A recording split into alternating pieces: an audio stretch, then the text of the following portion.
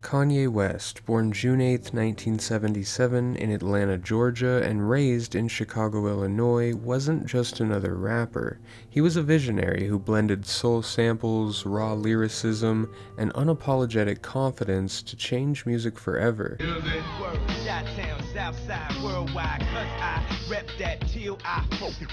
But over the years, his story has evolved into something far more complex, marked by brilliance, breakdowns, and a descent into controversy that's left fans and critics reeling. Kanye's story begins in Chicago's South Side, where he was raised by his mother, Dr. Donda West, a professor, and his father, Ray West, a former Black Panther. At age 3, his parents divorced, and Donda became his anchor.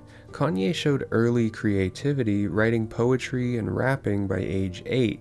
By his teens, he was making beats on a keyboard, obsessed with hip-hop. He briefly attended Chicago State University, but dropped out at 20 to pursue music full-time, a decision that'd shape his legacy. In the late 90s, Kanye hustled as a producer, crafting beats for local artists. His big break came in 2000 when he produced tracks for Jay-Z's The Blueprint. His soul-sampled sound became the backbone of Rockefeller Records, but Kanye wasn't content staying behind the boards. He wanted to rap. Labels doubted him, too conscious, not gangster enough. Still, he signed with Rockefeller in 2002 after relentless persistence. One neck, 2 chains, 1 waist, 2 gear, 1 wall, 20 plaques, dudes say, give me that. In 2002, a near-fatal car accident changed everything. Kanye crashed his Lexus, shattering his jaw. While recovering, wired shut, he recorded Through the Wire, a soulful anthem about survival. Released in 2003, it became the lead single for his debut album, The College Dropout, dropping in February 2004. This album was a game changer, blending humor, faith, and social commentary. Tracks like Jesus Walks and All Falls Down earned critical acclaim, peaking at number 2 on the Billboard 200. Kanye won his first Grammy for Best Rap Album in 2005. He was officially a star. But Kanye didn't stop at music, he was building an empire. His 2005 album Late Registration debuted at number 1 with lush orchestrations and hits like Gold Digger featuring Jamie Foxx. Co-produced with John Bryan, it showed Kanye's ambition to push boundaries. And he won yet another Grammy for Best Rap Album. But his outspokenness started making waves. During a 2005 telethon for Hurricane Katrina, Kanye would go off script, declaring, quote, "George Bush doesn't care about black people," end quote. The moment stunned viewers and hinted at his unfiltered nature. In Louisiana and Mississippi may end up being the most tragic loss of all. George Bush doesn't care about black people. Please call. In 2007, Kanye released Graduation, completing his education-themed trilogy. It sold 957,000 copies in its first week, beating 50 Cent's Curtis in a hyped-up sales battle. Tracks like Stronger and Good Life cemented his pop culture dominance. That same year, tragedy struck. His mother Donda passed away at 58 from complications after a cosmetic surgery. Kanye was devastated, later saying her death broke his heart. It marked a turning point in his emotional stability. Kanye channeled his grief into 2008's 808s and Heartbreak, a raw, auto-tuned departure from hip-hop.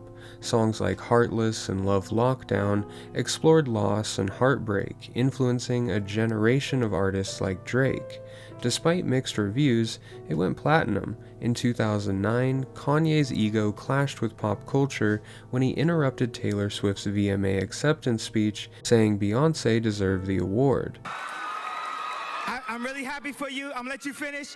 But Beyonce had one of the best videos of all time. The backlash was intense, and Kanye retreated, issuing an apology but still facing public scorn. By 2010, Kanye was back with My Beautiful Dark Twisted Fantasy, widely considered his masterpiece. Featuring lush production and guests like Rihanna and Nicki Minaj, tracks like Runaway and Power earned universal praise. The album debuted at number 1, went platinum, and also won a Grammy. Kanye was untouchable, but his personal life was unraveling behind the scenes. His relationship with Amber Rose ended, and he began dating Kim Kardashian in 2012, amplifying his tabloid presence. Kanye's ambition extended beyond music. In 2011, he launched his fashion line DW by Kanye West at Paris Fashion Week. Critics panned it, but Kanye was undeterred. He collaborated with Nike on Air Yeezy sneakers, a massive success.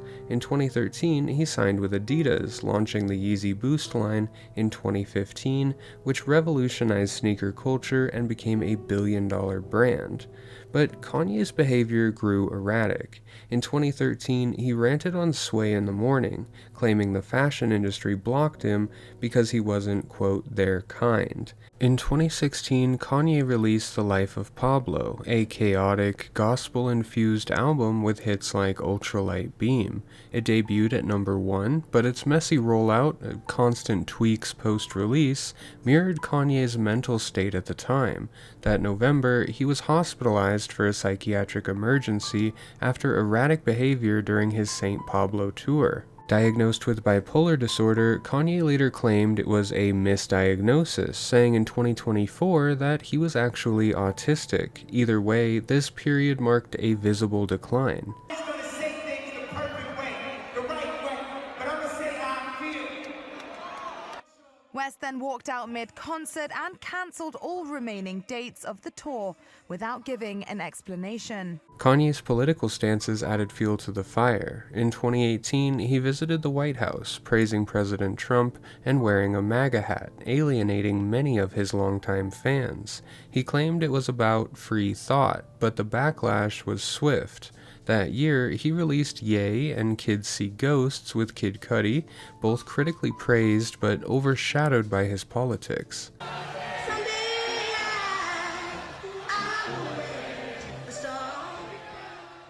In 2019, he pivoted to gospel with Jesus is King debuting at #1 yet again. Told God last time on life. Told the devil that I'm going on a strike. Showing his ability to reinvent himself. America. What is America's destiny? What is best for our nation, our people? What is just, true justice? We have to think about all these things together as a people.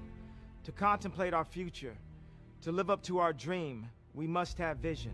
In 2020, Kanye actually ran for president as an independent, earning 60,000 votes. His campaign was disorganized, with bizarre rallies where he discussed his personal struggles, his marriage to Kim Frade, and they divorced in 2021, sharing 4 children: North, Saint, Chicago, and Psalm. Despite the chaos, Kanye donated $2 million to George Floyd's family in 2020, funding daughter Gianna's college tuition, a rare positive moment. Kanye's transformation took a much darker turn in 2021. He released Donda, a tribute to his mother, which debuted at #1 with tracks like Hurricane, but his behavior grew alarming. In October 2022, he wore a White Lives Matter shirt at his Yeezy fashion show, a move the Anti-Defamation League called a hate symbol. Days later, he posted on X, quote, "I'm going DEFCON 3 on Jewish people," end quote. And this, of course, sparking outrage. His Instagram and X accounts were restricted, and sources revealed to CNN his long-standing admiration for the 1940s German leader. The fallout was swift. Adidas, Gap, Balenciaga, and others ended their partnerships. Kanye's net worth, once $2 billion, dropped to $400 million. In November 2022, he appeared on the Alex Jones Show, praising and calling himself X suspended him again after he posted a swap inside of a Star of David. By December, his talent agency CAA dropped him, and he was banned from performing in several venues. Kanye's anti-Semitic rhetoric had cost him his empire. In January 2023, Australia considered banning Kanye over his remarks, with Jewish groups leading the charge. In March, he posted, quote, "I like Jewish people again," end quote, citing Jonah Hill's 21 Jump Street, but the gesture felt hollow. In December, he apologized in Hebrew on Instagram, saying, quote, "It was not my intention to hurt or demean," end quote. Yet in January 2024, he wore a shirt undermining his apology. His marriage to Bianca Censori, whom he'd wed in December 2022, became a media circus with public stunts like Bianca's revealing outfits. Musically, Kanye stayed relevant. In 2024, he released Vultures 1 and Vultures 2 with Ty Dolla $ign, hitting number 1 and number 2 on the Billboard Top 200, but his lyrics grew more provocative. In March 2024, his account was flagged for NSFW links, leading to a temporary deactivation. Kanye's mental health remained a concern, with a 2024 podcast revealing his autism diagnosis, which he claimed explained his behavior better than bipolar disorder. By 2025, Kanye's transformation reached its most absurd peak. On February 7th, he posted on X praising and Diddy, gaining 350,000 followers before his account went dark. On February 9th, he aired a bizarre Super Bowl ad filmed in a dentist chair selling a hoodie linked to a Diddy video.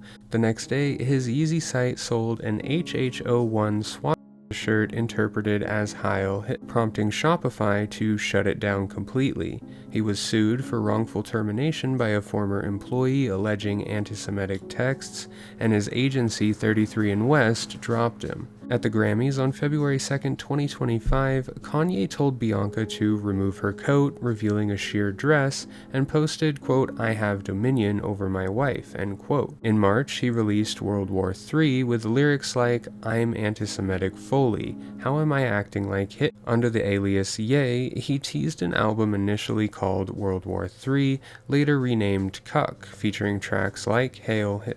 On April 30th, he previewed this album on Party with Sneeko, with lyrics glorifying Nazism.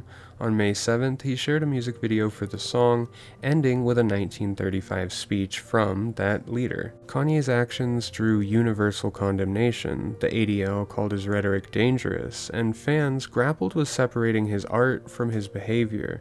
Yet his upcoming album Bully, set for summer 2025, suggests that he's not slowing down at all. His net worth, though diminished, remains substantial, and his music still tops charts. Kanye's transformation is absurd not just for its extremity, but for how he's retained influence despite all of it. Kanye's journey is an absolute paradox.